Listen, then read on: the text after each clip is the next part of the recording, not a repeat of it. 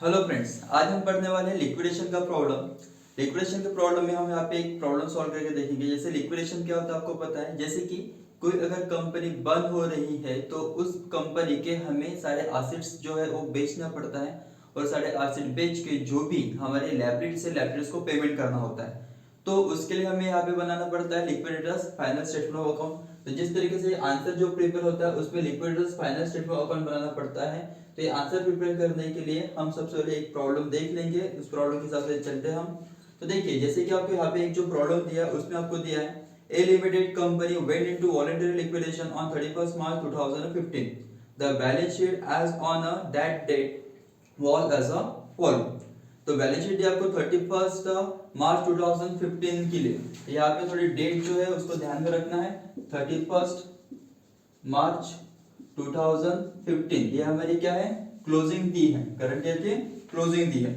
उसके बाद जैसे आपको यहाँ पे दिया है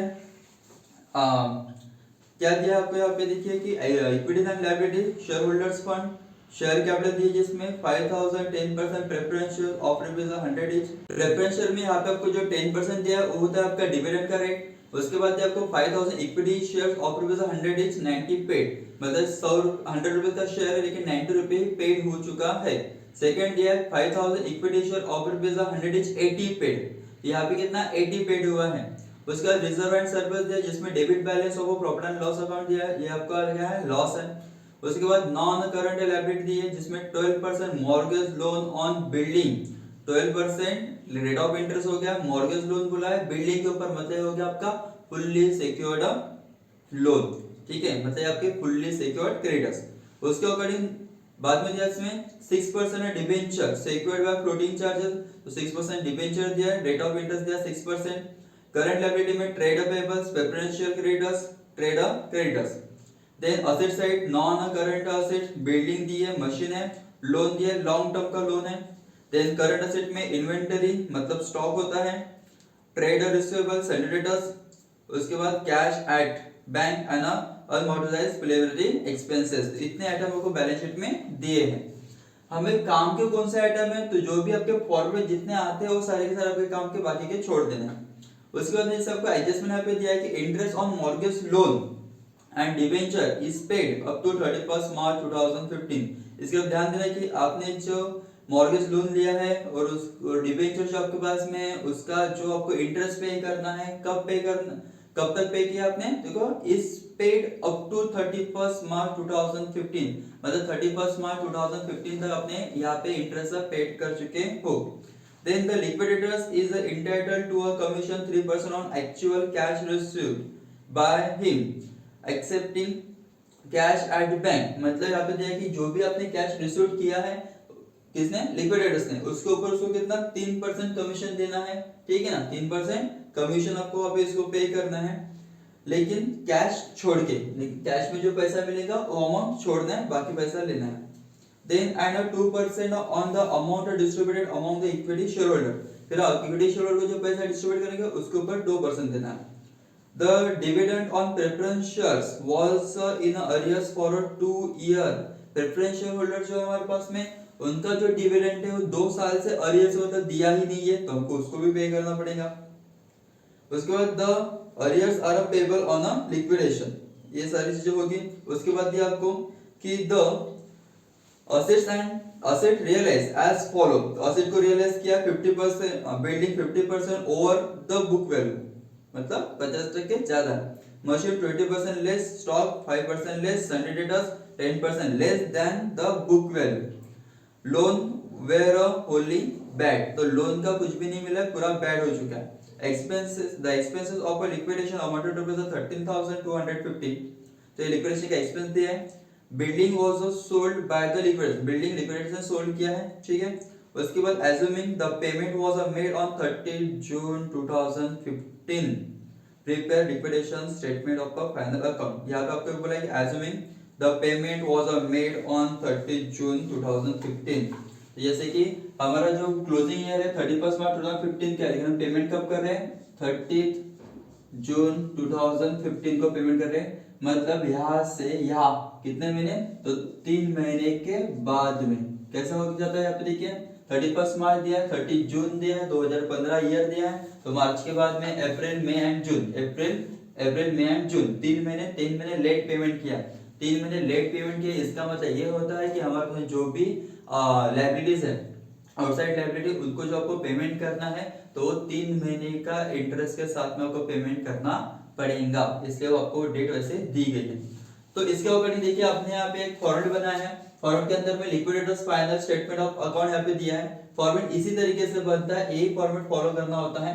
तो इसलिए कैसा है कि यहाँ पे जैसे कैश इन हैंड, ठीक है, जो भी आपकी बैलेंस शीट में दी होंगी वो, उसके बाद में असेट रियलाइज, एंड देन यहाँ पे आपको जो पेमेंट करना है स्टेप बाय स्टेप पेमेंट करना होता है, इसी फॉर्मेट में पेमेंट करना होता है। जैसे इसमें दिया number 1 payment to fully secured creditors, then payment to liquidation expenses, then remuneration to liquidators, तो लिक्विडेटर जो भी उनको पेमेंट करना है, यहाँ पे आपको पेमेंट दिया ऑन असेट रियलाइज और एक दिया है on equity share holder, then payment to preferential creditors, then payment to debenture holder with interest, payment to unsecured creditors, ठीक है। उसके बाद में payment to preferential holder with dividend होगा तो डिविडेंड आपको पे करना है, एंड लास्ट पेमेंट दिया payment to equity share holder. तो ये सारे पेमेंट होते हैं, इतने 8 पेमेंट तो भी यहाँ पे जाते हैं, और आपको क्या करना है, जितना यहाँ पे दिया उतना ही लिखना है। उसके साथ में देखिए जैसे इसमें आपको दिया रिसीप्ट साइड और पेमेंट साइड, तो पहले तो जितना पैसा आया है उसको हम देख लेंगे, और जितना पैसा आया है उसके अकॉर्डिंग जितना खर्चा हुआ है, मतलब जितना पैसा आया है उतना ही पैसा हम यहाँ पे खर्चा करेंगे, जितना पैसा उससे 1 रुपए भी ज्यादा खर्चा नहीं करना है, और जितना पैसा पूरा का पूरा बांट के दे देना है, इसके तरफ ध्यान देना।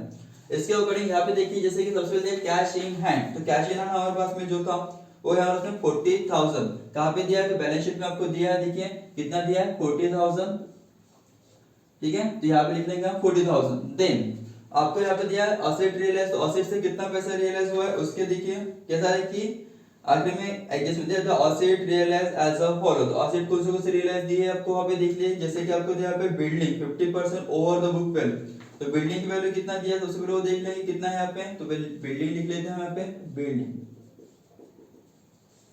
50% ओवर द बुक वैल्यू, मतलब यहाँ पे कितना आपका बिल्डिंग जो दिया 2 lakh, over the book value 50% मतलब 1 लाख रुपए हो जाएगा यहाँ पे, तो टोटल अमाउंट कितना हो जाता है यहाँ पे, तो 3 लाख आपको यहाँ पे मिला है।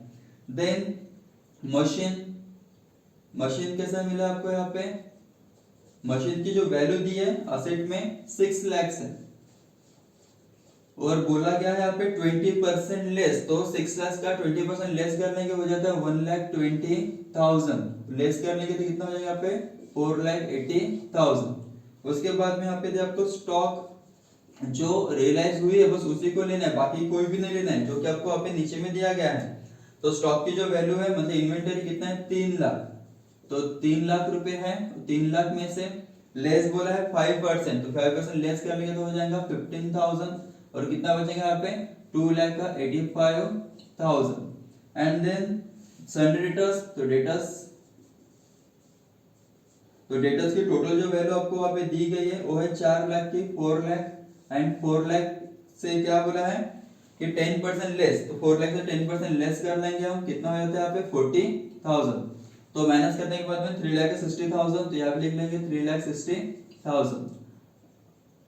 एंड देन जो ये रिसीव हो गया, उसका लोन बैड है तो लोन का पैसा नहीं मिलने वाला, इन सबको अगर हम टोटल कर लेते हैं तो देखो कितना हो जाता है यहाँ पे, तो ये हो जाए टोटल 14,25,000, तो ये टोटल 14,25,000 आपके पास में पैसा असेट रियलाइज करने से आया है, और ऑलरेडी आपके पास में कितना था 40,000 था कैश का, टोटल कितना पैसा मेरा दोनों को प्लस कर लेंगे तो 14,65,000 ये पैसा आपके पास में अवेलेबल अमाउंट आपको दी गई है। तो जो पैसा आपके पास दिया गया उतने को खर्चा करना है, तो खर्चा करने के लिए सबसे पहले हम जाएंगे पेमेंट साइड में, और सबसे पहला जो पेमेंट करना है वो payment to fully secured creditors. Fully secured creditors मतलब कौन से क्रेडिटर्स होते हैं, तो ऐसे क्रेडिटर्स जिसके ऊपर हमने कुछ मॉर्गेज रखा है, मतलब जो लोन हो गया, तो जो लोन वगैरह लिया है किससे पैसे लिया, लेकिन उसके लिए हमने कोई प्रॉपर्टी, हमारे बिजनेस की कोई प्रॉपर्टी अगर मॉर्गेज की है तो हो जाता है हमारा फुल्ली सिक्योर्ड क्रेडिटर्स। तो यहाँ पे जो हमने लोन लिया था, तो लोन कैसे दिया आपको, तो आपने कैसे लिया, मॉर्गेज लोन है, ठीक है, मतलब मॉर्गेज तो किया है, तारण रखा है, गहान रखा है, तो क्या रखा है वहां पे बिल्डिंग, तो उसमें मॉर्गेज लोन जो दिया आपको कितना दिया है, देखिए 1 लाख का दिया है, तो वो हो जाता है आपका फुल्ली सिक्योर्ड क्रेडिटर्स, ठीक है, तो 1 लाख रुपए दिया है। और यहाँ पे कितना है उसका रेट ऑफ इंटरेस्ट दिया है 12%। तो 12% मतलब हमको क्या करना है, तो हमने जब पेमेंट किया उस डेट तक के हमको यहाँ पे इंटरेस्ट का पेमेंट करना पड़ेगा। तो यहाँ पे हमारा ईयर खत्म हो रहा है 31 मार्च 2015 को।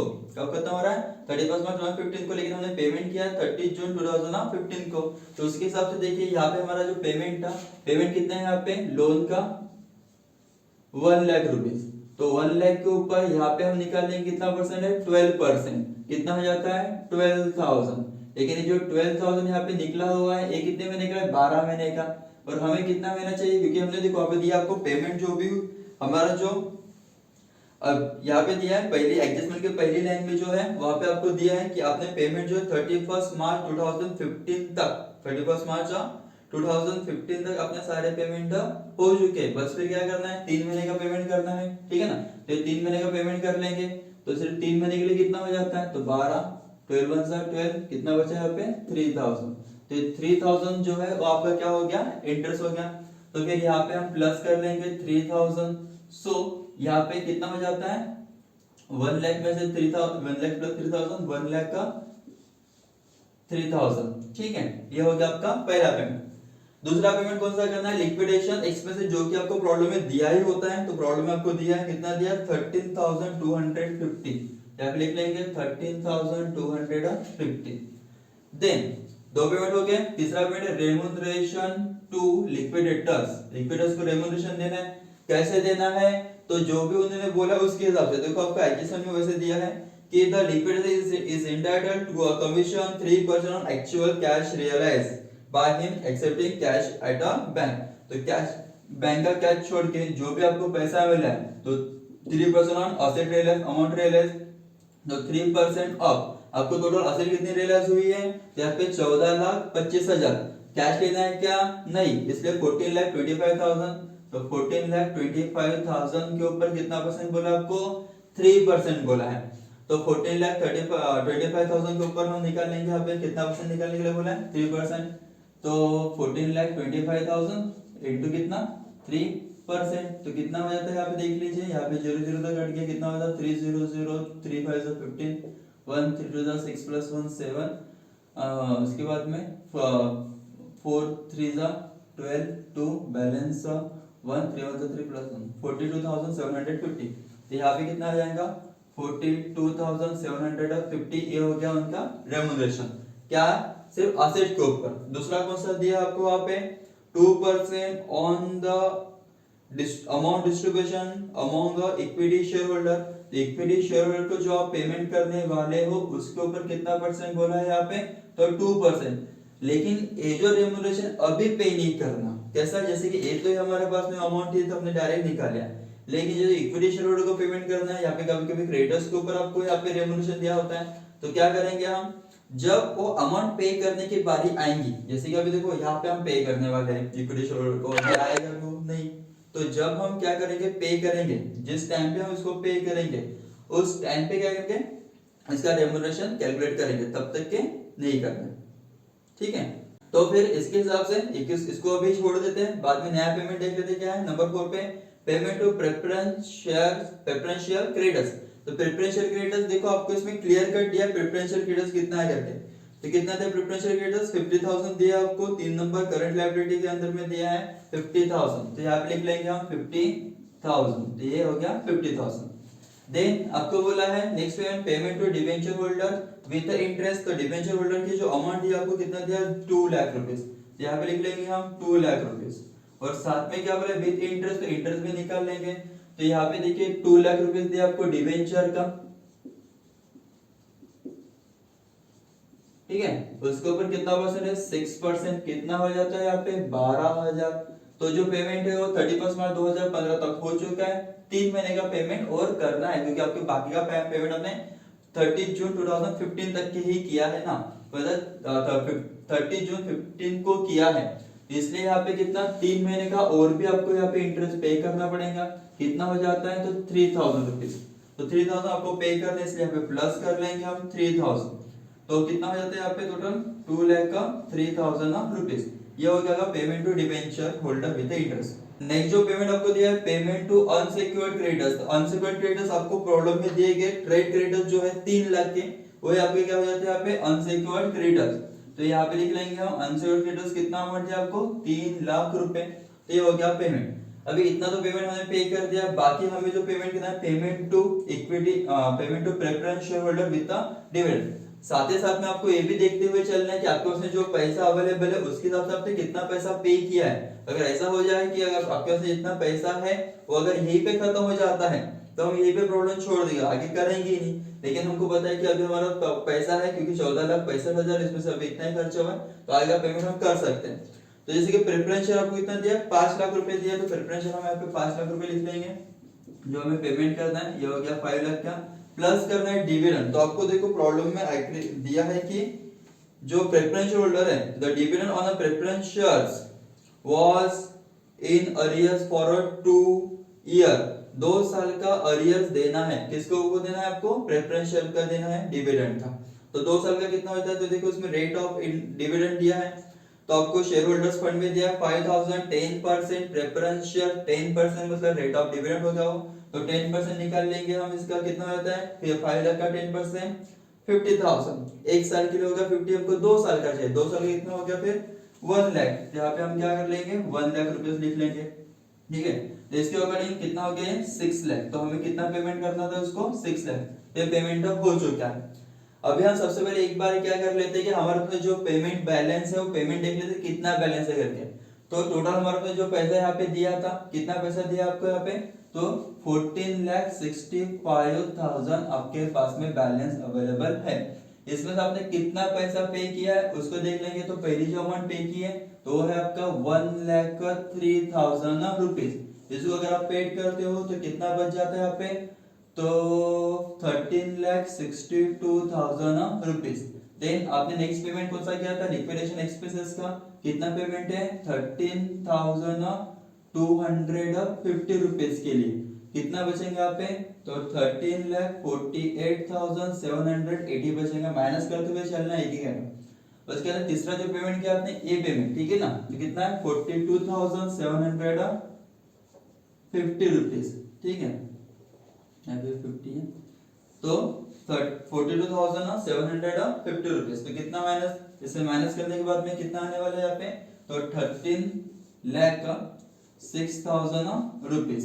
उसके बाद में जो पेमेंट करना है आपको, कौन सा पेमेंट करना है यहाँ पे, प्रेफरेंस शेयर क्रेडिटर्स का 50,000 का आपको यहाँ पे पेमेंट करना है। इसका पेमेंट करने के बाद में कितना बचेंगे यहाँ पे, तो 12,56,000। देन नेक्स्ट पेमेंट करना है आपको 2,03,000 के लिए, तो ये भी पेमेंट हो जाएंगे यहाँ पे। तो कितना अमाउंट बचेगा यहाँ पे, तो 10,53,000 रुपीज। एंड आफ्टर डाटा आपको क्या पेमेंट करना है, 2,03,000 का हो गया, तो 3 लाख का पेमेंट कर लेंगे हम यहाँ पे। तो 3 लाख का पेमेंट करने के बाद में कितना बचता है पे, 7,53,000 रुपीज, ठीक है।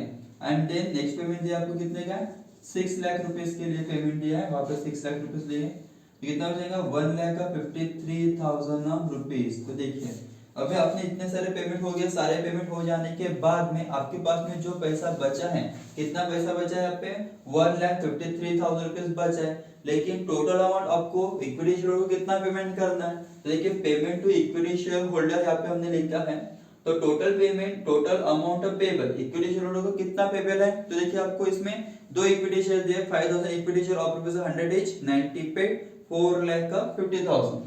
और दूसरा जो दिया आपको 5,000 equity shares of rupees 100 each, 80 paid up. क्या दिया आपको, 80 पेड अप। तो इसके अकॉर्डिंग हम अगर चलते हैं, ठीक है, इसके अकॉर्डिंग हम चलते हैं तो हमारे पास टोटल जो पेमेंट हमारा पेबल है, टोटल अमाउंट जो पेबल है, कितना अमाउंट पेबल है हमारा यहाँ पे, तो 8,50,000। तो यहाँ पे लिख लेंगे हम 8,50,000 टोटल हमारा पेमेंट पेबल है। लेकिन देखिए कि हमको 8,50,000 पेबल है, हमारे पास अवेलेबल अमाउंट है क्या उतना, तो नहीं है। कितना अवेलेबल है, 1,53,000। इसका मतलब क्या है कि जो पेबल अमाउंट है उससे हमारे पास कम पैसा है, ठीक है। अगर ज्यादा पैसा होता तो कोई टेंशन नहीं, लेकिन कम पैसा है। तो इसमें देखो क्या मेन होता है कि हमें जो पेमेंट करना होता है लिक्विडेटर्स रेम्युनरेशन का, उस टाइम पे ये चीजें देखनी पड़ती है कि अवेलेबल अमाउंट कितनी दी है हमारे पास में और हमें पेबल कितना है। तो अवेलेबल अमाउंट अगर ज्यादा है पेबल अमाउंट से, तो डायरेक्टली जितना भी पैसा से 8,50,000 डायरेक्ट हम रेम्यूनरेशन दे देंगे, लेकिन यहाँ पे वैसा नहीं होगा। यहाँ पे अवेलेबल अमाउंट कम है, इसलिए जो रेम्यूनरेशन देंगे, रेम्यूनरेशन देते समय कितना देना है, यहाँ पे 2% देना है। तो अवेलेबल अमाउंट ये आपको 1,53,000 रुपीज दिया है, तो क्या करेंगे हम इसको इंटू कर लेंगे 2% और 2% लिख लेंगे एंड डिवाइडेड बाय कर लेंगे 100 प्लस 2, मतलब 100 प्लस रेट, मतलब amount into rate divide by 100 plus rate. यहाँ पे हो जाएगा 100 प्लस रेट कितना हो जाएगा, तो 102, कितना हो गया 102। और इसका कैलकुलेशन कर लेते हैं हम, तो इसका कैलकुलेशन करने से कितना आता है इसमें, तो ये आएगा 3,000 रुपीज, कितना आएगा 3,000 रुपीज। उसके बाद में कैसा है, देखिए कि हमने यहाँ पे जो पेमेंट किया 3,000 का, तो हमारे पास अवेलेबल अमाउंट कितना था 1,53,000, उसमें से भी हम 3,000 का पेमेंट कर दिया।